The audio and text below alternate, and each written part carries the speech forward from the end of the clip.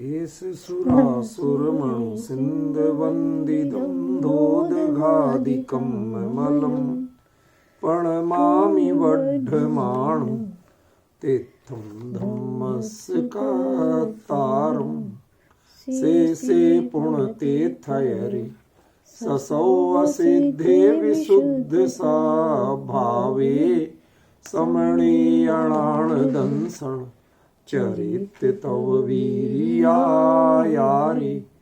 ते सौवे समगम पतेगमेव पतेगम वन्दामि अवट्टन्ते अर्हन्ते मानुषे खेते किच्चारिहन्ताणं सिद्धाणं तैणमोगणहराणम् अज्झावैवगाणं साहूणं चैव सौवेसिं तेसिं विशुद्धदंसण नाणपहाणासमं समासेज्य ओवसंपयामि सम्मं जतोणिवाणसंपत्ति।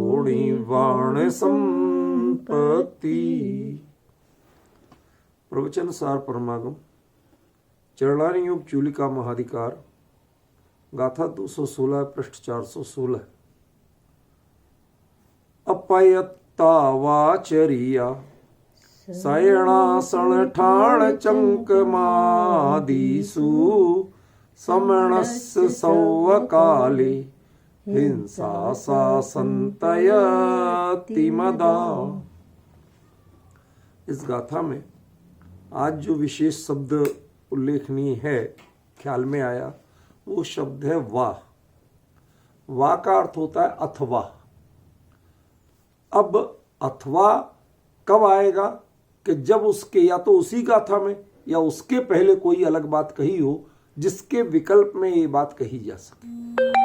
तो आप देखेंगे यदि कि पिछली गाथा में क्या है, तो उसमें तो सीधे सीधे बात कहे कि वह किसी भी स्थिति में कोई भी कार्य करते समय वह निबद्ध तो माने मूल गुणों में निबद्ध तो रहना चाहता है, लेकिन साथ ही विकथा में श्रवण धर्म की विकथाओं में नहीं जुड़ना चाहता। ठीक है ना। इसके विकल्प में ये बात कह रहे हैं।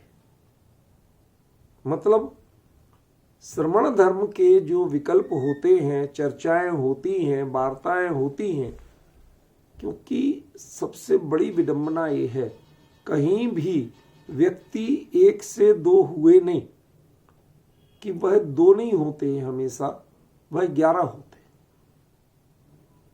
सबसे बड़ी विडंबना ये, उनके खर्चे, उनकी समस्याएं, उनके विकल्प जाल वो इतने बढ़ जाते हैं और वो बढ़ते ही जाते हैं, घटते नहीं। तो संघ में जहां 50 हो सकते हैं, सैकड़ों हो सकते हैं, फिर उनकी चर्चाओं पर ध्यान देने पर क्या गति होगी। समझ गए ना। ये असल में जो चर्चा है ना, ये आज जितनी क्लियर हो रही है इतनी पहले क्लियर नहीं हुई थी मुझे। जो पक्ष आज क्लियर हुआ, बात तो वही है, बात नहीं बदल रही है। लेकिन ये जो यहां पर आचार्य देव बात कह रहे हैं, जो पिछली गाथा में अंत में क्या कहा, समणम्मी विकधम्मी, श्रवण धर्म की विकथा। समझ गया ना। वो श्रवण धर्म की विकथा होगी तो नतीजा क्या आएगा कि आपकी चर्या अपयत्त हो जाएगी। फिर आप इधर ध्यान दोगे या चर्या पे ध्यान दोगे। अभी आपके ज्ञान और आचरण दोनों का विषय एक है। अपनी चर्या, अपना आत्मा, अपना उपयोग, इससे बाहर नहीं है। यदि श्रवण धर्म की विकथा में जाओगे तो काम करना अपना और दिमाग रखा वहां। दुनिया में जितनी दुर्घटनाएं होती हैं उसका एक सबसे बड़ा कारण है अन्य मनस्कता, डाइवर्ट माइंड होना। काम जो कर रहे उसमें उपयोग केंद्रित ना होना।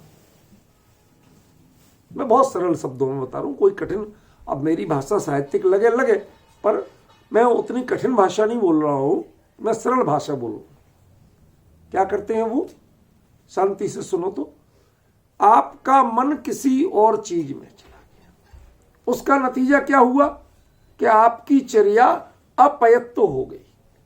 जिस पर आपको ध्यान देना था, लोग कहते हैं इंडिया में रोड साइड जगह जगह लिखा होता है सावधानी हटी दुर्घटना घटी। यहां पयत्ता का अर्थ है सावधानी,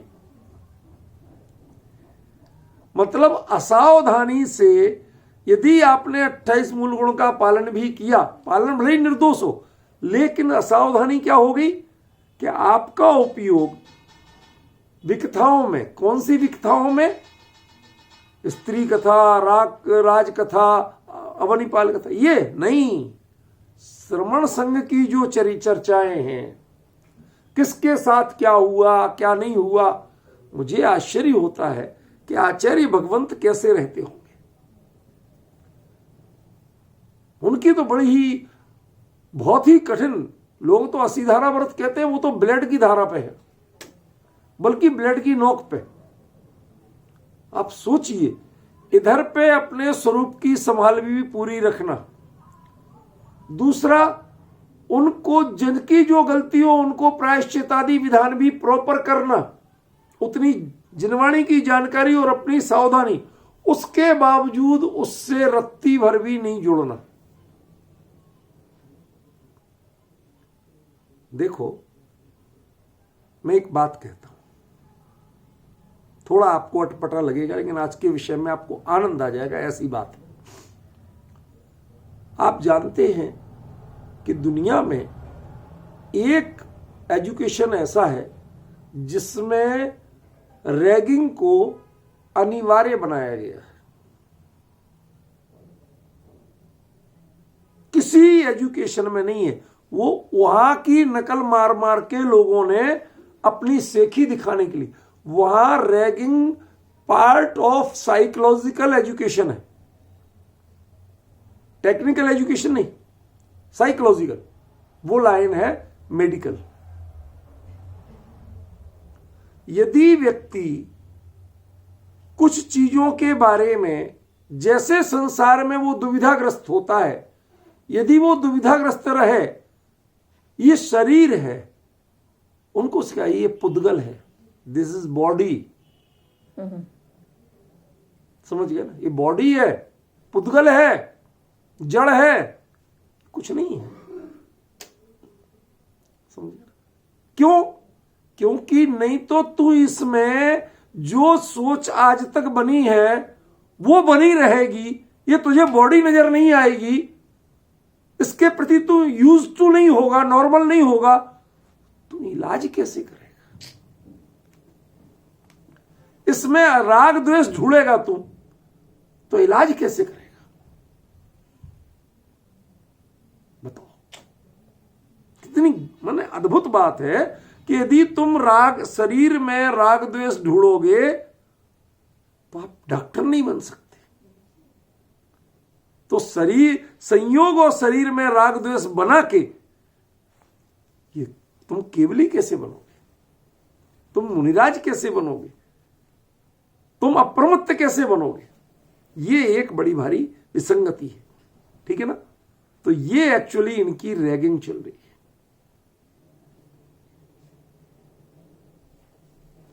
मेडिकल लाइन में रैगिंग पार्ट ऑफ एजुकेशन है, उसको मानसिक रूप से मेडिकल के योग्य बनाना है,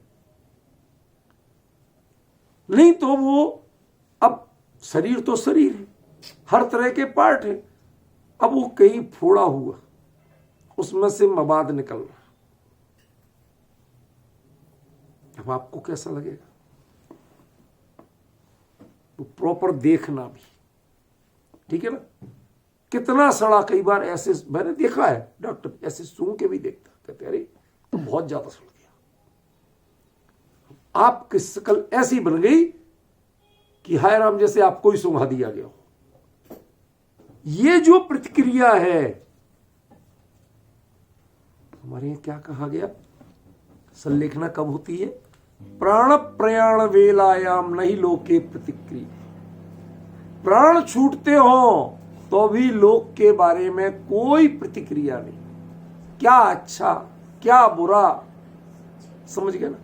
यदि आपके मन में जरा भी प्रतिक्रिया हो गई, रिएक्शन हो गया, तो नतीजा कहां जाएगा कि 28 मूल गुण बाहर से भले ही निर्दोष हो जाए। देखिए, मैं जो बात कह रहा हूं ये अर्थ अभी तक नहीं आया था, जो हुआ था वो अर्थ गलत था, ये नहीं कह रहा हूं, ये पक्ष नहीं आया था। मैं चिंतित था कि यदि वो छेदोपस्थापन सही चारित्र वाला जीव है, मुनिराज है, तो छेदोपस्थापना में उसकी चर्या अपयत्त कैसे हो जाएगी। अब आचार्य ने तो कह दिया, लेकिन कुंद कुंद कुंद कुंद है, और प्रवचन सार के कुंद कुंद बाकी सब सारों के कुंद कुंद से ऊपर है। क्यों? वो प्रॉपर लिंक देते हैं, कारण बिल्कुल स्पष्ट देते हैं। इसमें हमने सबसे बड़ा कारण खो दिया था, और वो कारण था वाह अथवा। यदि तुम ऐसा नहीं करोगे तो वह समणम्मी विगधम्मी नेच्छति, समण की विकथाओं में वह नहीं चाहता, रुचि नहीं लेता। वह अथवा यदि लेगा तो क्या होगा? अपयत्ता चर्या, वो चर्या तो सही ही करेगा, आपकी पिक्चर में सही आएगी, लेकिन उसके जो सावधानी है उसमें अंतर आ जाएगा। डॉक्टर जितना चाहे उसको रैगिंग करके सिखाया जाए, लेकिन बेटे बेटी पत्नी बहू इनके राग से वो ऊपर नहीं हो पाता, समझ गए। इसलिए इनका ऑपरेशन करने को डॉक्टरों का तुम हटो, दूसरा करेगा, जूनियर करेगा, भले ही वो सही कर लेगा, तुम नहीं कर पाओगे। अरे मेरे को इतना कितना एक्सपीरियंस है, ज्ञान का एक्सपीरियंस और राग की स्थिति, ये दोनों भिन्न चीज है। पॉइंट समझे? जहां राग की स्थिति आ गई वहां सारा ज्ञान धरा रह जाएगा। अब डिफरेंस ख्याल में आ रहा क्या कह रहा हूं? आचार्य ने ये अपयत्ता वाचर्या, ये जो वा शब्द है ना, ये पिछली गाथा से जोड़ रहा है। उसमें लास्ट में जो समणम्मी विकदम्मी नेच्छति, समण धर्म की विकथाओं को नहीं चाहता है, अथवा उसका विकल्प में उसका ऑप्शन है कि यदि वो चाह लेगा, सुन लेगा, रुचि रख लेगा। आप कल्पना करिए, मैं जो बातें कहना चाहता हूं, आज जो खोलना चाहता हूं, भाई नवीन जी को मैं बहुत हृदय से याद कर रहा हूं इस समय। क्यों? वो एक, मैं उनका बहुत आदर करता हूं, वो मेरे प्रति भी बहुत आत्मीयता रखते हैं। मैं क्यों करता हूं? मुझे किसी की भी कोई मक्खन चोपड़ी की जरूरत नहीं, मुझे किसी से कोई ऐसा राग द्वेष नहीं। क्यों? उनको हमने देखा कई कार्यक्रमों में, लोग कहें कि साहब ये हमारे इतने उम्र दराज भी हैं, संयमी भी है, ये मंच पे नहीं साहब, हमें मत बिठाओ, मैं इस लायक नहीं हूं, दूर हो जाऊंगा, आपको तो चला जाऊं, मुझे प्रचार नहीं चाहिए, मुझे मंच नहीं चाहिए, इन सब से दूर, मैं तो खाली बात सुनने को आया, अपने हित की बात, किसी तरह का कोई प्रलोभन नहीं, बिल्कुल निष्प्रय होके सिर्फ अपने तत्व की चर्चा के लिए जो समर्पित हैं, इसलिए करता हूं, इसलिए उनको याद कर रहा हूं। अभी जो बात कहना चाहता हूं, यद्यपि मुझे पता है सुन रहे हैं, लेकिन स्पेशल अटेंशन दे रहा हूं। आप सोचिए कि जो मुनिराज श्रवण संघ की बात, उस पर ध्यान भी दे ले। मैं दृष्टांत देना चाहता था सल्लेखना का। आपको पता है, एक मुनिराज की वैयावृत्ति 40 मुनिराज तक करें, ये भगवती आराधना में लिखा हुआ है। कितने? एक मुनिराज की वैयावृत्ति, उनकी व्यवस्था के लिए 40 मुनिराज लगते हैं, जरूरत पड़े तो। कोई हाथ पैर दबा रहा, कोई सुना रहा। अरे और तो और, जिन मुनिराजों के पास चीज नहीं होती वो कभी कभी पंखा तक झलते, उपयोग थोड़ा शांत हो, घबराहट नहीं बढ़े, कोई बेचैनी नहीं हो, परिणाम व्याकुल नहीं हो। कोई कुछ पाठ सुना रहा, यहां तक करते हैं ग्रस्तों के यहां जाके भोजन मांग के लाते हैं। उन्हें कराना नहीं है, लाके हाथ में दिखाते हैं, देख भोजन तो ये है, लेकिन ये देह की तृप्ति करेगा, ये तेरे चारित्र की वृद्धि नहीं करेगा। देते नहीं है। किसके गृहस्थों के यहां जाना, मांग के बर्तन हाथ में लेके लाना, कौन? आप कल्पना कर रहे किसकी बात कर रहे? इसके बावजूद इतनी वैयावृत्ति करते हुए, इतने उनकी संलेखना में अपने सहयोग करते हुए, वह उनसे बिल्कुल नहीं जुड़ते। ऋच्छदी, वह अंतरंग से नहीं जुड़ते। कर्तव्य बोध से काम करना और अंतरंग से कार्य करना, इन दोनों में जमीन आसमान का अंतर होता है। समझ में आए ना? आप, हमें ड्यूटी मिली है, सरकारी पढ़ा रहे सब, लेकिन यदि वही चीज जब हम आप लोगों को बताते हैं, साधर्मियों से, जहां वात्सल्य है, जहां राग है, वहां राग नहीं है, वहां सिर्फ ड्यूटी है। समझे? जो हमें प्रवचन सार की चर्चा में मुझे भी तृप्ति मिलती है और जो गहराई निकलती है, वो वहां पढ़ाने में नहीं होती। ईमानदारी से पढ़ाता हूं, पूरा समय दे के पढ़ाता हूं। वो यूनिवर्सिटी उनकी परीक्षा की सारी चीज होती है परीक्षा की दृष्टि से। ये सक्सेस हो, इनके नंबर अच्छे आए, इनको विषय को एक्सप्लेन करने की ताकत बने, वो सब होता है। लेकिन यही प्रवचन सार यदि उनको पढ़ाए तो ये चीजें नहीं आएंगी। अब अंतर समझ रहे ना?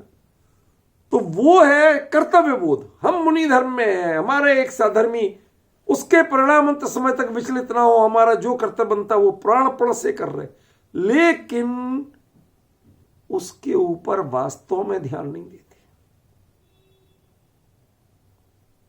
क्या क्या नहीं करते आप। भगवती आराधना पढ़िए, रोना आ जाए, आंसू आ जाए, आपके रोम रोम खड़े हो जाए। मुनिराज ने वमन कर दिया, वो लाके खुद फेंक के जाएंगे। कोई स्थिति हो गई, उसकी खुद साफ सफाई समार सब करेंगे। इसके बावजूद जिनका उपयोग इतना निष्प्रह कि उसी के बीच में हाथ में कहीं वो लेके जा रहे हैं डालने, और उसके बीच में उपयोग स्वरूप में रम गया, तो क्षण भर को जाके अनुभव करके मुस्कुराते हुए आगे अगला कदम रखेंगे और जाके उसका निष्ठापन करेंगे। सोचिए जरा।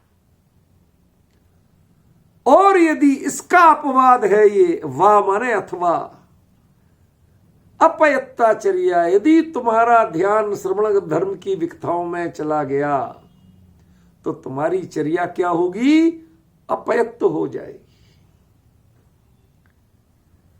समझ में आया ना? कोई तुम्हें संसार की चर्चाओं में नहीं, विषय भोगों में नहीं चला गया। तुमने अपने मूल गुणों का छेद नहीं कर दिया, क्या हो गया? आपको, मुझे बचपन का एक दृश्य याद आता है आज भी। कोई पिक्चर देख रहा था रूपल वैन में, उसमें एक नटी वो चैलेंज देती है कि मैं इतनी ऊपर रस्सी बंधे और उससे मैं डगमगा नहीं सकती। चैलेंज देती है। तो लोग, कोई जो उसका विरोधी था, वो जाके उसकी झोपड़ी से, टेंट तंबू होते ना उनके, ये तो जो बाजीगरी का काम करते हैं, इनका कोई घर थोड़ी होते, वहां से उसके छोटे से बच्चे को ले आया। नई लड़की जो कर रही थी, नई बहू जैसी थी, वो बहुत परफेक्ट, पूरा रस्सी इतनी ऊंचाई पे यूं झूल रही तो भी गिर नहीं रही, बैलेंस। अब उसको कैसे गिराए? इतनी भीड़ देख रही है, इतनी भीड़ में किसी के प्रति उसका उपयोग इच्छेदी है, जुड़ा नहीं है। तो इतनी भीड़ से वह तालियां बटोर रही है, उसके बावजूद उसका उपयोग अपनी रस्सी पर, अपने पैर पर, अपने बैलेंस पर है, वह इन पर नहीं। क्यों? क्योंकि ये ऋणेच्छदी, चाहते ही नहीं है किसी को, कोई उसके राग का विषय है ही नहीं, कहीं उसका उपयोग भटका ही नहीं। लेकिन वो बच्चे को लेके आ गया और उसको जरा सा कान मरोड़ के रुला दिया, अब वो गिर गई। या नहीं गिरी तो यूं ही बिल्कुल डग, पहले वो रस्सी को झुला रही थी, वो उसका कर्तव्य था, अब रस्सी डगमगा रही है, उसे बैलेंस बनाना पड़ रहा है। दो बातों का अंतर ख्याल में आया? गिरी अब भी नहीं और गिरी तब भी नहीं थी, रस्सी झूली तब भी थी और रस्सी झूली अब भी है। लेकिन कर्तव्य दिखाना और डगमगाना, इन दोनों का अंतर होता है कि नहीं होता है? यहां अपयत्ता चर्या का अर्थ डगमगाना, उपयोग डगमगाया तो वही चर्या का नाम क्या कर दिया? चंकमादीसु। अब तुम्हारा विहार नहीं रह गया, चंक्रमण। पिछली गाथा तक वो विहार था और इस गाथा में आके क्या बन गया? चंक्रमण, भटकना, इधर से उधर भटकना। आप डिफरेंस समझ रहे? मतलब कुंद कुंद कुंद कुंद है, बियॉन्ड दी कंपेयर, किसी से आप तुलना नहीं कर सकते। और प्रवचन सार है उसका, कुंद कुंद के अन्य ग्रंथों से तुलना नहीं कर सकते। समझ गए ना क्या कहते हैं आचार्य? कैसे मिलाओगे इनसे? श्रवण धर्म की पहले तो विकथा ही समझ में नहीं आती लोगों को। श्रवण धर्म के विकथा को नेच्छदी वो नहीं चाहते हैं। यदि कदाचित अब संग में रहे, मुनिराज ही हैं दूसरे, आप कल्पना तो करो उन मुनिराजों का सगा कौन है? कहते साहब मुनिराज ही मुनिराज के सगे हैं। कहते वो उनको सबसे खतरनाक है। क्यों? जिनसे दूर आ गए उनसे तो आप बच गए, लेकिन जिनमें आ गए यदि उनमें अटक गए तो ध्यान रखना, संघो दोषाण मायरो, फिर संग ये दोषों का घर है। कौन कौन से विकल्प नहीं आएंगे? क्यों? किसी मुनिराज को क्या हारी, क्या बीमारी, क्या परिस्थिति, क्या घटनाक्रम उनके साथ हुआ? क्यों? इन सब बातों को कल्पना करिए। मैं किसी का चाहता हूं ऐसा नहीं करो। देखो दृष्टांत तो दृष्टांत है। संघ में एक मुनिराज के ग्रस्त अवस्था के पिताजी का देहावसान हुआ। उसी दिन कोई आके बता गया, ठीक है। उन मुनिराज ने अपने उपयोग की शुद्धि के लिए, स्थिरता के लिए उस दिन का उपवास ग्रहण किया। देखो आप समझना, मैं आपको इसका मर्म बताने की पूरी कोशिश कर रहा हूं कि इस गाथा का असली मर्म क्या है। समझ में ना, ये सामान्य चर्चा नहीं कर रहा हूं। उन्होंने क्या किया? अव्वल तो उससे कोई मतलब नहीं था, फिर भी कोई बता गया कि साहब आपके ग्रस्त अवस्था के पिताजी की आज देह पूरी हो गई, ठीक है। उन्होंने इसलिए कि मेरा उपयोग विचलित नहीं हो, आते जाते राग की क्रिया है, संसार का प्रमाद की चर्या, मैं अधिकतम अप्रमत्त रहूं, तो उन्होंने उपवास ग्रहण करके ध्यान और अध्ययन में उपयोग को अपने लगाया। दूसरे देख के कह रहे आज महाराज जी का उन्होंने उपवास लिया है, इनके ग्रस्त अवस्था के पिताजी चले गए थे। अब देखिए, उन्होंने तो अपने उपयोग को और अधिक विशुद्ध किया और उनकी चिंता में आपने उपयोग को और अधिक अशुद्ध किया। यह है वाका अर्थ, यह है अपयत्ताचर्या का अर्थ। यदि उनमें दिमाग लगाओगे, उनकी इच्छा कर लोगे, तो नतीजा क्या आएगा कि चर्या आपकी वही है, लेकिन वह चर्या अपयत्त हो जाएगी। और जब अपयत्त होगी तो वह आपके लिए सिर्फ हिंसा का कारण है, चाहे कोई मरे चाहे कोई ना मरे। मरदु जियदुआ जीवो अयदाचार से। तुमने यदि अपने स्वरूप और अपने कर्तव्य की सावधानी की जगह तुमने संग पे भी ध्यान दे लिया तो तुम अयदाचारी हो, अपयत्त हो। तुम्हें संग पे भी ध्यान नहीं देना, आचार्य पे भी ध्यान नहीं देना, आचार्य पे कितना देना। उन्होंने यदि कोई प्रायश्चित दे दिया, अकंपनाचार्य ने प्रायश्चित दे दिया था, तो सुरसागर ने क्या किया था? अरे साहब, मैंने कौन सा कोई गृहीत मिथ्यात्व की चर्चा की थी? मैंने कोई विषय भोग की चर्चा की थी? मैंने तो अपने जैन धर्म की बात सिद्ध की थी। कुछ नहीं बोले, एक शब्द नहीं, कोई खेद नहीं, शांत भाव से जाके और वहां क्या किया? ध्यान किया। किसी तरह खड़े हो गए। कोई यदि हमारे आज के गृहीत मिथ्या दृष्टि लोगों को हाथ में लग जाए पुराण लिखने का मौका, अरे उन्होंने ऐसे मंत्रों का जाप किया कि वो चारों मंत्री आके वहीं कीलित हो गए। अब देखो, तय मानना, यही लिखने वाले लोग हैं।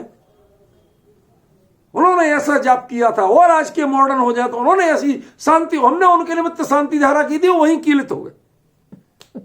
भगवान, कहां से ये बुद्धियां मिलती हैं? इन्हें मुनि धर्म का पता नहीं है। मुनि धर्म किसे कहते हैं? सोचिए तो सही।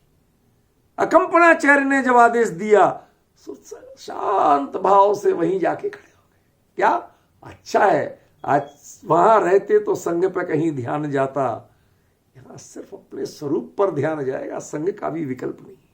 ये याद नहीं किया, अरे आचार्य ने ककड़ी के चोर को कटार की सजा दे दी है? हमने तो तुम्हारे संघ की नाक बचाई थी और तुमने लेके हमें मरने छोड़ दिया, सब अकेले एक साथ रह गए। अरे वहीं कह देते कि तो चलो 9 बाड़ा मुख और मंत्र पढ़ो, सामायिक पाठ करो, आलोचना पढ़ो, कुछ कह देते, हमें छोटा मोटा दंड दे देते, हमें अकेले छोड़ दिया, वहीं जाओ अकेले और बाकी 700 वहां रहेंगे। एक विकल्प तक नहीं आता है, समझ गए? और अपने स्वरूप में लीन होते हैं तो ये है छदी समणस, वो समणम्मी विगधम्मी। श्रमण धर्म में क्या चल रहा, किसने क्या बातें की, किसने क्या, कोई मतलब नहीं। सौभाग्य मान के स्वीकार किया कि चलो आज एकांत में प्रतिमा योग में खड़े होकर अपने स्वरूप का ध्यान करेंगे। यहां आनंद का विषय, गुरुदेव की बड़ी कृपा के जो उन्होंने हमें ऐसा अवसर दिया। गुरुदेव माने अकंपनाचार्य की बात कर रहा हूं, समझ में आए? ये एक सोच है। वाह, इसके विकल्प में आ जाओ कि श्रवण के, अरे साहब लोग बाग कह तो रहे थे कि आचार्य ने बहुत कठोर दंड दे दिया। उन्होंने कोई अपनी मान कसाई की बात थोड़ी की थी, उन्होंने तो जिन धर्म की प्रभावना की बात की थी। डिफरेंस समझ रहे ना? ये चर्चाओं पे यदि मन भटक जाए तो क्या हो जाएगा? वही चर्या, वो जो खड़े हैं, जो सो कॉल्ड प्रतिमा योग, वो अपयत्ता चर्या बन जाएगी। फिर वो ठाण रह जाएगा, प्रतिमा योग नहीं होगा। ठाण माने खड़े रहना, खड़े रहना और प्रतिमा योग होना, भोजन नहीं कर, लंघन करना और उपवास करना, इनमें जैसे जमीन आसमान का अंतर है, इसी प्रकार प्रतिमा योग होना और खड़े रहने में भी जमीन आसमान का अंतर।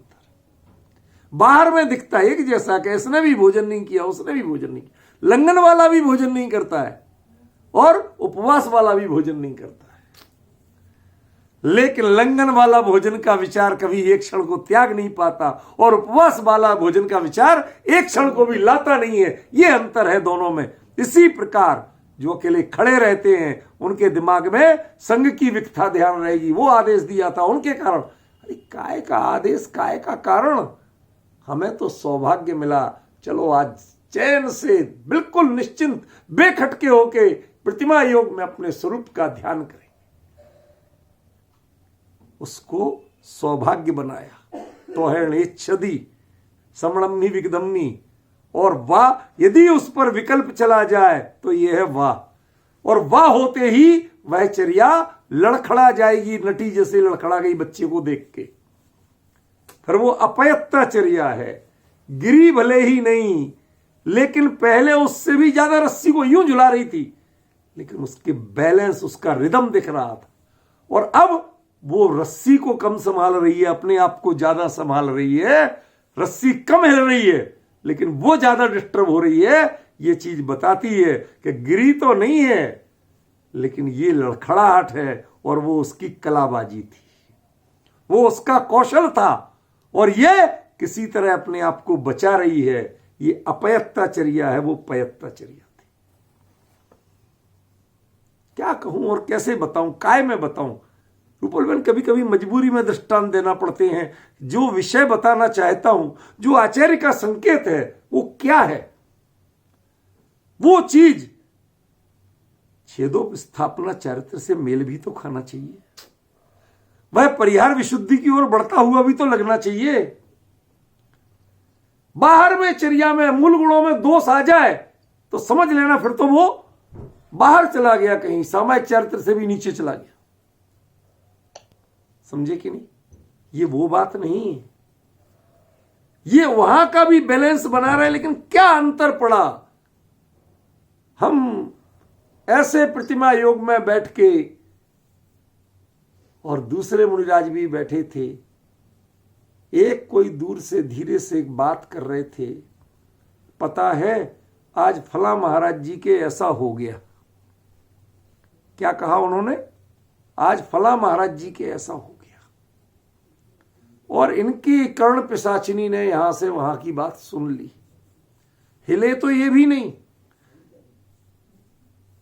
द्रव्य सामायिक इन्होंने भी नहीं छोड़ी, लेकिन भाव जो विचलित हो गए। कहते श्रवणस्य सव्व काले हिंसा, इस श्रवण के उसी काल में निरंतर हिंसा हुई है। बेचारा हिला नहीं, डुला नहीं, कुछ नहीं किया। क्यों? तुमने समणम्मी विगदम्मी इच्छदी कर दिया। तुम्हारा स्वरूप था समणम्मी विगदम्मी इच्छदी, ये उसका विकल्प गाथा है। मैं वही सोच रहा कि ये आचार्य कह क्या रहे हैं। ये पूरी तरह मेल, एक और इधर से भी मेल खाना चाहिए और उधर से भी, दोनों पक्षों से। वो तालमेल क्यों नहीं बैठ रहा है? क्यों? मुझे ये वाह शब्द छूट रहा था मेरे से। जब वाह पर गौर किया, अरे हमने कहा आचार्य ने तो सब कुछ कह दिया, मैं नहीं समझ पा रहा था, अज्ञान मेरा था। समझे क्या गजब किया आचार्य ने? ये समणम्मी विगदम्मी शब्द क्यों प्रयोग किया था, अब समझ में आया। यदि वो उसमें प्रयोग नहीं करते ऋच्छदी, तो ये गाथा का प्रकरण ही नहीं बनता। मूल गुणों के पालन में कोई अंतर नहीं, लेकिन मूल गुणों का पालन तुम सिर्फ अपने स्वरूप में समाने के लिए करते हो। तो जो भी समय लगे लग जाए, जो भी क्रिया करना पड़े कर लो, लेकिन वो उस पर उपयोग क्रिया पे नहीं होता है। असल में वो उपयोग होता है स्वरूप में समाने पे, तब आप परफेक्ट हो। इज द परफेक्शन, ठीक है ना। लेकिन जो ही श्रवण धर्म की बातों पर ध्यान चला गया, किसने क्या किया, किसके क्या हुआ, ख्याल में ना आपकी व्याख्याएं बदल जाती हैं। क्यों? अंतर होता है सोच में, और वह सोच सारी स्वरूप को बदल देती है। क्या एक सगे भाई बहन, आजकल के बच्चे थोड़े से मतलब सहज व्यवहार वाले होते, उनमें ज्यादा आडंबर नहीं होता। वो हाथ में हाथ डाल के बड़े से हंसते बोलते चहकते हुए पार्क में घूम रहे थे। उनके मन में हाथ पकड़ने में कोई दोष नहीं था, उनके हंसने मुस्कुराने चहकने खिलखिलाने में कोई दोष नहीं था। लेकिन जिनकी दृष्टि में दोष था, उन्होंने क्या क्या नहीं कर लिया, बताओ जरा, मुझे कुछ कहने की जरूरत नहीं। जिनकी दृष्टि में दोष था, उन्होंने क्या क्या नहीं कर लिया। उनकी उस मुस्कान का अर्थ क्या किया, उनकी हंसी खिलखिलाहट का अर्थ क्या किया, उनके हाथ पकड़ने का अर्थ क्या किया, उनके बगीचे में विहार करने का अर्थ क्या किया।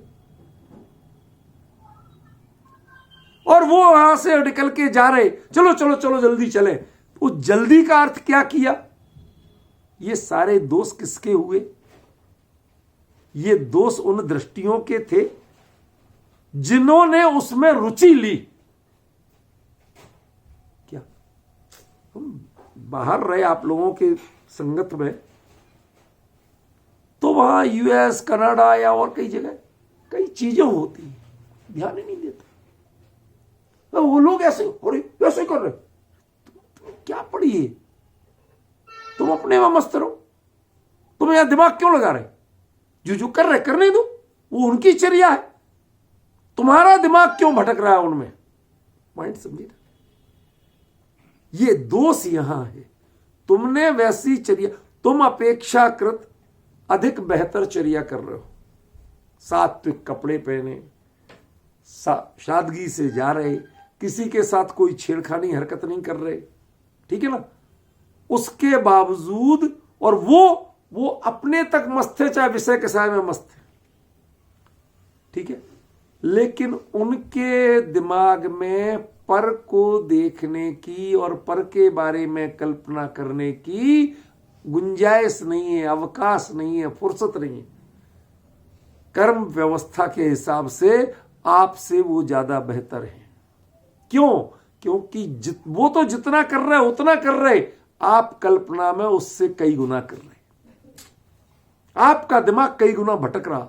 यह समस्या है पर का विकल्प करने की, और यहां पर वह पर के विकल्प को समणस्य सव्य काले हिंसा सा संते अतिमता, ये श्रवण के सदा काल हिंसा है। तुम अब जितना यत्नाचार करोगे भी, कदाचित मूल गुण पालोगे भी, उसमें दोष नहीं लग पाया, क्रिया में दोष नहीं लग पाया, लेकिन परिणाम वह कितना निर्दोष रहा।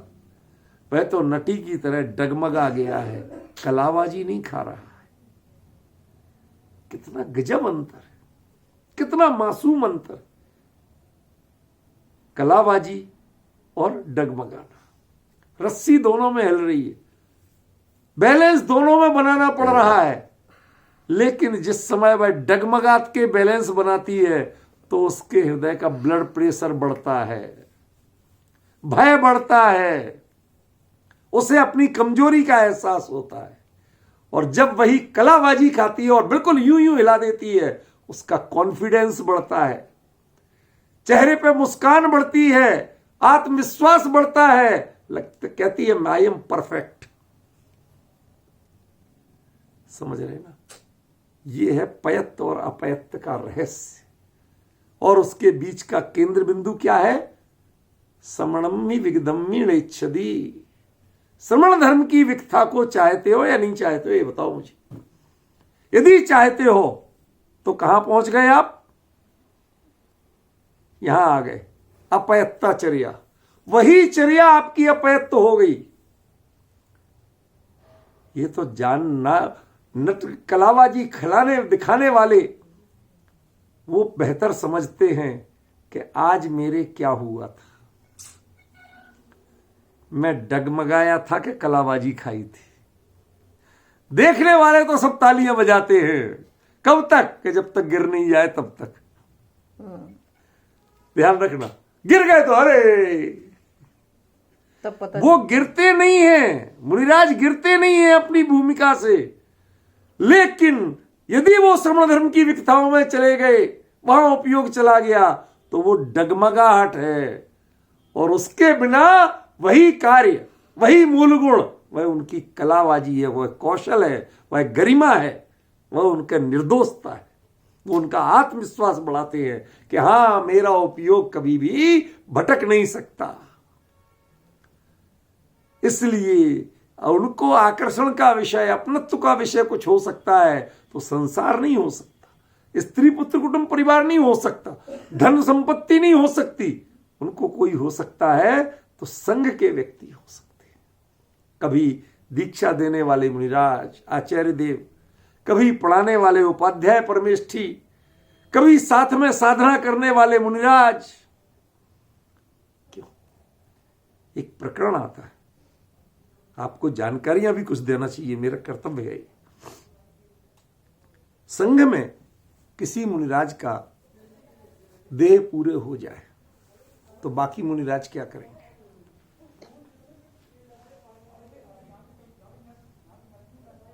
अब आपको जानकारियां तो होना चाहिए ना भाई। हम गृहस्थों को तो जैसा रिश्ता हो वैसा सूतक पातक। भाई आपका कोई रिश्ता नहीं हो लेकिन आप वहां थे तो उस दिन का सूतक आपको है। उन कपड़ों में आप भगवान को नहीं दर्शन कर सकते, नहीं छू सकते। मानते कि नहीं मानते? कुत्ता घर में हो, उससे कोई रिश्ता है आपका? नहीं है, लेकिन उसका भी सूतक लगता है आपको। तोता घर में हो, उसका भी सूतक लगता है। यदि मर जाए, जी जाए, जन्म हो जाए, गाय के बछड़ा हो जाए, उसका भी सूतक लगता है आपको। आप उस दिन प्रक्षाल पूजन नहीं कर सकते, सामग्री नहीं छू सकते, जिनवाणी स्पर्श नहीं कर सकते। लेकिन मुनिराज को क्या होगा ये बताओ? कुछ नहीं। कुछ होगा कि नहीं?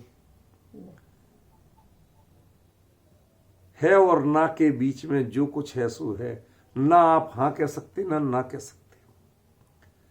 लिखा है, ग्रंथों में लिखा है, मैडम आप नहीं समझ पा रहे, लिखा है कि मुनिराज उस दिन जो संघ के हैं वह उस दिन उपवास करते हैं।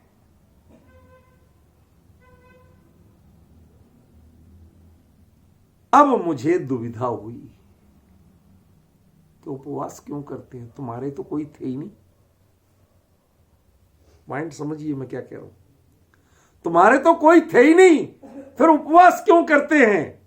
अब उपवास दो तरह से हो सकता है। बहुत मार्मिक चर्चा कर रहा हूं मैं आपको। दो तरह से उपवास हो सकता है। कौन कौन से? एक उपवास होगा कि आपका हृदय वैराग्य से, राग मोह की बात नहीं कर रहा हूं, विशेष वैराग्य से भर रहा है।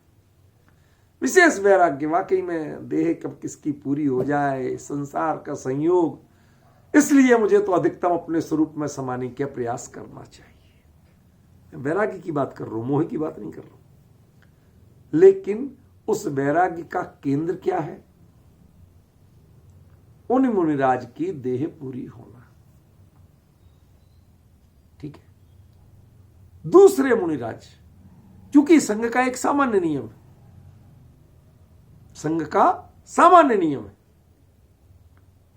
दूसरे मुनिराज, वस्तु का स्वरूप यही है। ये तो भिन्न थी, आज भिन्न दिख गई। अभी तक भ्रम से दिखती थी कि देह और जीव जुदा नहीं है, आज जुदा दिख गए। मैं तो सदा से यही मानता था, आज व्यवहार में भी दिख गए। कितना अच्छा प्रसंग है, कितना ज्ञानियों ने अच्छा एक प्रावधान किया, व्यवस्था दी, कानून बनाया। चलो कोई तो बहाना मिला हमें अपने स्वरूप में समाने का। आज विशेष रूप से स्वरूप में समाएंगे। देखिए, वो वैराग्य था, लेकिन उसमें संघस्थ साधु के प्रति दृष्टिकोण भिन्न था। और ये है समता भाव, ये है साम्य, जो अपने स्वरूप में स्थिरता की प्रेरणा दे रहा है, उसके कारण प्रेरित नहीं हो रहा है। ये छोटी छोटी बातें जब हम तुलनात्मक नहीं निकालेंगे, आपको समझ में नहीं आएगा। आपको परिणामों का एनालिसिस करना सीखना पड़ेगा, एनालिस्ट बनना पड़ेगा आपको। समझ गए ना? कैसे पहचानो कौन क्या है? समझ रहे ना?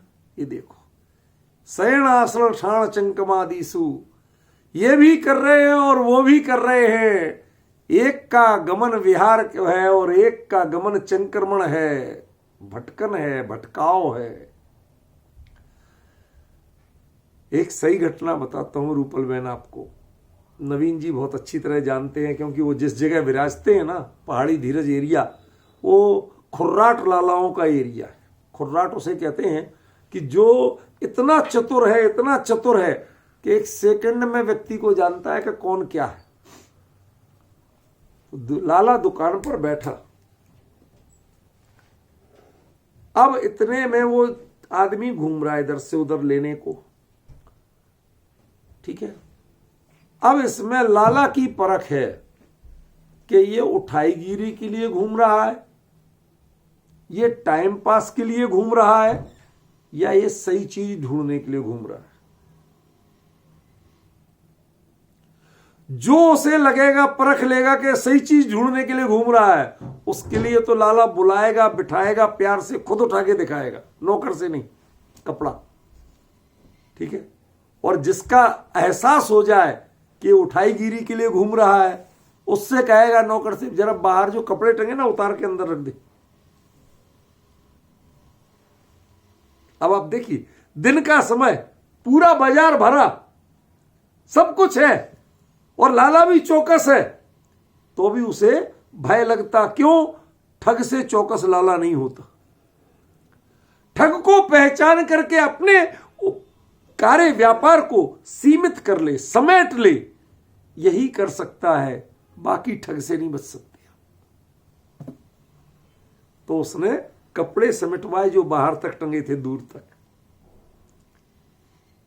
और यदि कोई टाइम पास करने वाला दिखा तो नौकर ने बोला, आओ भाई साहब क्या दिखाएं? अरे जान देना यार, लाला आप समझ में नहीं आता, कभी मैं ग्राहक को नहीं बुलाऊं तो टोकते हो कि क्या कर रहा है बैठे बैठे, बुला ग्राहक को। और मैं बुला रहा हूं, कहते तुझ में ये अकल कब आएगी, वो लेने वाला था ही नहीं, वो तो टाइम पास कर रहा था। अब ये क्रिया दिख रही है इधर से उधर घूमने की, समझ रहे हैं ना? वो तीन आदमी, वो तीनों इधर से उधर बाजार में घूम रहे, एक उठाईगिरी के लिए, एक टाइम पास के लिए, और एक जो चीज चाहिए वो कहीं दिख जाए तो लूं, इसके लिए। अब बताइए ग्राहक कौन? किसके प्रति सम्मान का भाव किया जाए, किसको अपनाया जाए? कि जो ग्राहक है उसको अपनाया जाए, टाइम पास करने वाले की उपेक्षा की जाए, और जो ठग है उससे अपने सामान को समेटा जाए। तीनों के साथ तीन तरह। जो ग्राहक है उसको सामान जो नहीं दिखाया वो भी खोल के दिखाया जाए। जो टाइम पास है उसको कुछ नहीं दिखाया जाए, लेकिन जैसी दुकान लगी लगी रहने दी जाए, समझ गए? लेकिन जो ठग है उससे सामान समेटो, पता नहीं कौन सी चीज गायब कर दे। कल ऐसे ही कहीं पढ़ा या सुना, मुझे ध्यान नहीं, एक नए कांड हुआ। कोई एक लेडीज एक ज्वेलर्स की दुकान पे गई, उसने हाथ में अंगूठी पहन के गई। वो अंगूठी भैया तो गिनती होती ना माल की, कितनी रिंग्स, उसने वह उतार के, जरकन वाली अंगूठी थी, वो उतार के उसमें लगा दी, हीरे वाली अंगूठी पहन ली और चली गई। अब आपकी काउंटिंग तो पूरी थी। स्टाफ के लोग कहते, तुझे वो ज्वेलरी चिल्ला रहा, तुझे नई पुरानी नहीं दिखती क्या? जरकनों हीरे की नहीं दिखती क्या? नहीं है पहचान तो तुझे ज्वेलरी की दुकान पे बैठने का अधिकार नहीं। ये पहचान चाहिए कि कौन रेच्छदी है और कौन इच्छदी। जो रेच्छदी है वो अहिंसक है, और जो इच्छदी है वो हिंसक है। ये पहचान तुझे चाहिए, समझ में आया? यदि ये अर्थ नहीं करोगे तो रूपल बहन फिर इन गाथाओं का अर्थ क्या करोगे आप? फिर तो वही स्थूल बातें होंगी कि जो असावधानी से व्रताचरण करता है उसके हिंसा है, और जो असावधानी से नहीं कर, सावधान होके करता है। यहां किसकी सावधानी? आचार्य देव ने वह शब्द प्रयोग किया, किसके विकल्प में प्रयोग किया ये बताओ पहले। ये विकल्प में प्रयोग किया समणम्मी विगधम्मी के। इस बात को लोग बिल्कुल भूल जाते हैं, लोगों के पास उत्तर ही नहीं है कि श्रवण धर्म में विकथा क्या होती। श्रवण धर्म क्या है? अपने स्वरूप के प्रति सावधानी ही श्रवण धर्म है, और पर के प्रति उपयोग, बटना भटकना नहीं कह रहा हूं, बटना, ये श्रवण धर्म का सबसे बड़ा दोष है।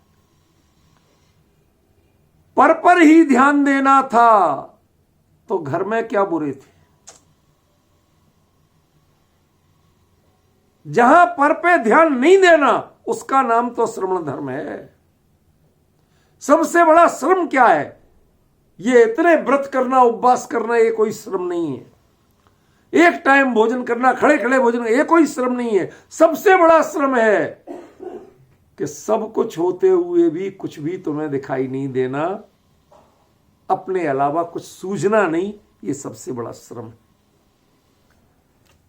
कैसे कर ले भाई साहब, सामने थे। क्यों? कल्पना करिए, विचारिए। एक थोड़ा सा कठिन दृष्टांत दे रहा हूं आपको, बहुत कठिन, थोड़ा नहीं, सोच समझ के उत्तर देना।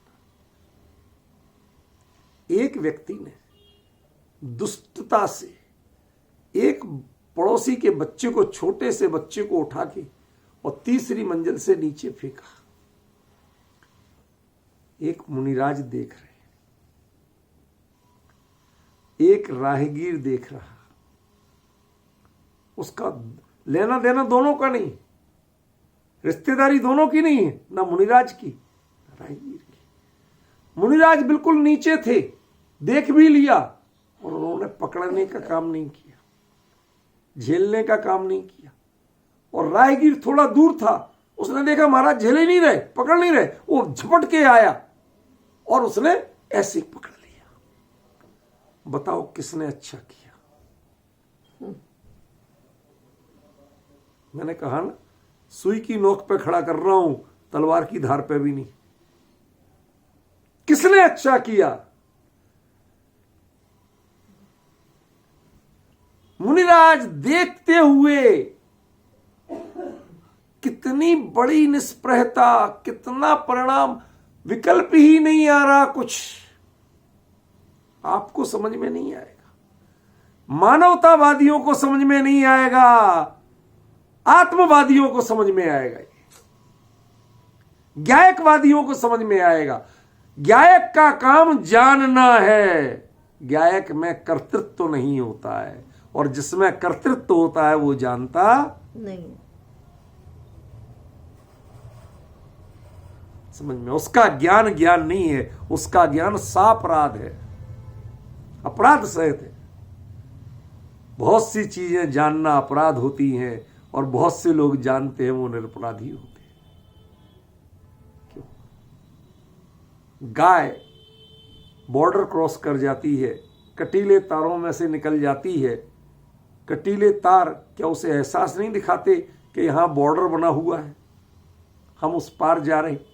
लेकिन उसे भारत या पाकिस्तान से कोई लेना देना नहीं है, उस पर जासूसी का आरोप नहीं लगता, उसे कोई जेल में नहीं डालता, ना भारत वाले ना पाकिस्तान वाले। समझ गए? और इंसान जब पार करता है तो उसके वीजा लेके भी जाए तो ठप्पा लगा के चेक किया जाता है रिकॉर्ड में कि मिला के सही है कि नहीं। समझ गए? इधर से आप जाते हो, बाकायदा एयरपोर्ट पे वीजा चेक होके जा रहा, पर उधर वाला भी घुसने तब देता जब चेक कर लेता। अरे भाई, जब वहां से आया तो चेक करके ही भेजा गया होगा, फ्लाइट से आया मैं, कोई चोरी छुपे तार काट के नहीं आया, तब भी नहीं, तब भी ये इंसान ये इतना अविश्वसनीय क्यों है?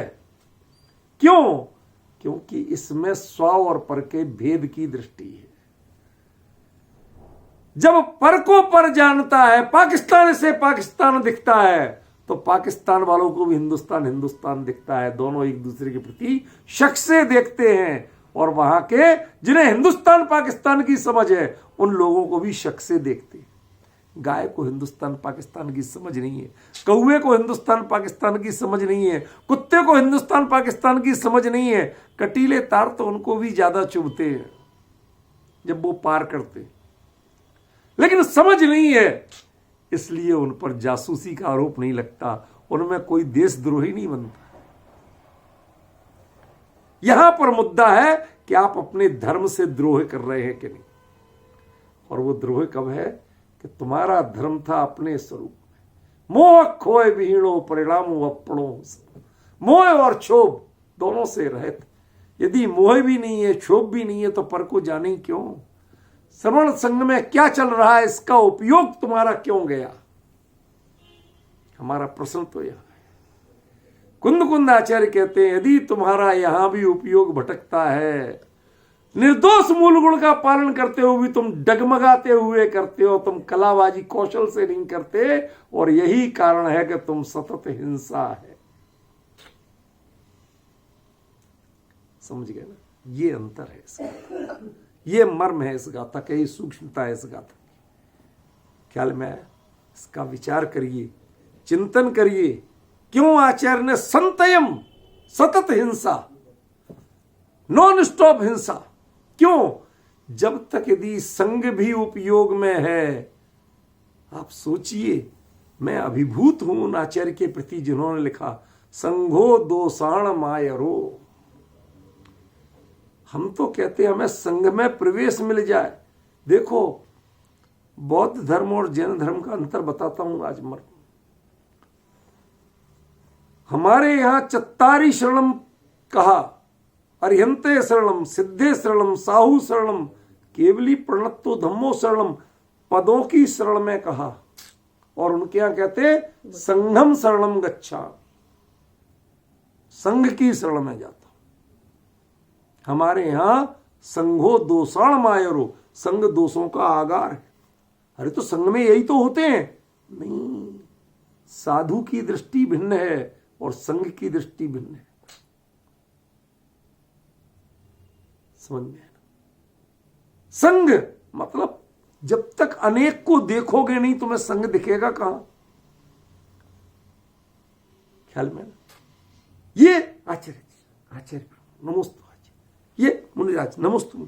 अब आप गुणों को देख रहे हैं और जब संघ को, तो इसीलिए बौद्धों में संघम शरणम गच्छामि है और जैनों में संघो दोषाण मायरो है। आज तक इसका तुलनात्मक अध्ययन, चिंतन, मनन, लेखन नहीं हुआ। क्या डिफरेंस आया? बौद्ध धर्म वीतराग धर्म क्यों नहीं बन पाया? वो बुद्ध भी अपने आप को वीतराग कहते हैं, अरहत कहते हैं, सारे शब्द तो आप ही के लिए हुए हैं उनने, लेकिन वो वीतराग क्यों नहीं बन पाया? समझ में आ रहा है? क्यों? क्योंकि तुम संघ को महत्वपूर्ण मानते हो और यहां साधना को महत्वपूर्ण माना गया। संघ का उपयोग होगा तो साधना लड़खड़ाए बिना नहीं रहेगी, और साधना पर दृष्टि होगी तो संघ का ध्यान आ सकता नहीं है। वो संगम लेच्छति, संघ की इच्छा ही नहीं है, जानना नहीं चाहते क्या हुआ क्यों। यहां तो जरा सी बात हो, आपको किसी के दिमाग में कीड़ा डालना हो, ठीक है ना, तो उसके पास जाके जानबूझ के बाद में बात करूंगा, फोन बंद कर दो। अब वो उसके क्या किससे बात करती, फोन का नंबर देखना, कहां कहां दिमाग दौड़ जाए। अरे तुम्हें सौभाग्य मनाना चाहिए कि वो तुम्हें नहीं बता रहे, किसी की बात बताते तुम्हारा दिमाग वहां भटकता। उसने तुम्हें डिस्टर्ब नहीं किया, उसका उपकार मानने की जगह बड़ा दुष्ट आत्मा है, मेरे से छुपा रहा है, मैं निकाल के रहूंगा। क्या निकलेगा भैया? कलह कषाय के अलावा क्या निकलेगा? कुछ नहीं। फिर भी इच्छदी, ये इच्छा जो है ना, ये इच्छदी जो है, ये इच्छदी है संतयम हिंसा, ये सतत हिंसा है। जब तक संघ की भी चिंता है तब तक सतत हिंसा है। संघ की विकथाओं की चिंता है, सतत हिंसा है। अब विचारिए जो मैंने आज शुरुआत में कहा था, धन्य आचार्य परमेष्ठी, क्या आपका बैलेंस इतने लोगों की सुनते हैं, इतने लोगों को सुनाते हैं, बताते हैं तुम ये करो, तुम ये करो, अच्छा ठीक है, उसके बावजूद अपने स्वरूप की तन्मयता, वो धुन, वो धारा खंडित नहीं होने देते हैं। ये है वास्तव में वहां कहा गया कि ये प्रयत्तो आयारो, ये प्रयत्नशील है। समझ, ये सावधान है। ये मर्म यहां बताना चाहते हैं आचार्य देव। इसको पहचानिए, इसको परखिए, और ये जिसने परख लिया, क्योंकि नहीं तो ये वाह शब्द का अर्थ नहीं कर पाओगे आप। ये वाह पिछली गाथा से जुड़ रहा, और पिछली गाथा में लास्ट सेंटेंस क्या था कि श्रवणम्मी विगधम्मी नेच्छति, श्रवण धर्म की विकथा को नहीं चाहता है, अथवा चाहता है, यही होगे ना, अथवा लगते ही चाहता है, तो तुम्हारी चर्या अपयत्त है। फिर तुम्हारा शयन है, प्रमाद है। फिर वो शयन भूमाई पिछली, वो वैराग्य का प्रतीक नहीं है। वो आसन, वो ठाण और वो चंक्रमण, वो विहार नहीं रह जाएगा, वो चंक्रमण हो जाएगा। आपको पता नहीं है, हमारे तीर्थंकरों मुनिराजों की विहार स्थली होने के कारण बिहार प्रदेश का नाम बिहार पड़ा था। यहां किसी ना किसी का विहार होता ही रहा, कभी अकाल नहीं हुआ, इसलिए उसका नाम बिहार पड़ गया था। समझ गया ना? ये सब बना रहे, लेकिन जहां पर कभी अटकते नहीं थे। समझ? हाँ बोलिए, ठीक है ना? समझ में आया ना? ये मर्म है, इस मर्म को समझिए, चिंतन कीजिए। कोई चर्चा हो, पूछना हो, मुझे लिख के भेज दीजिए, ग्रुप पर लिखिए, मैं आपको कल बताऊंगा, वरना इसका उपसंहार करके कल अगली गाथा शुरू करूंगा। धन्यवाद।